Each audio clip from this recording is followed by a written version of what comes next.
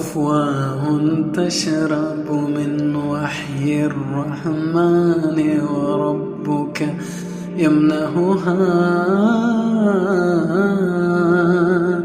يمنعها شهدا وهفاوى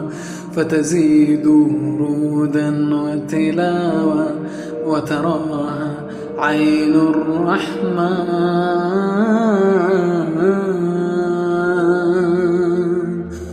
وصدور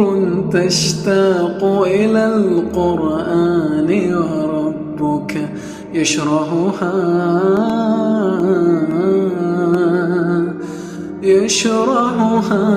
دفئا وشفاء فيحسون الأرض سماء طبتم يا أهل القرآن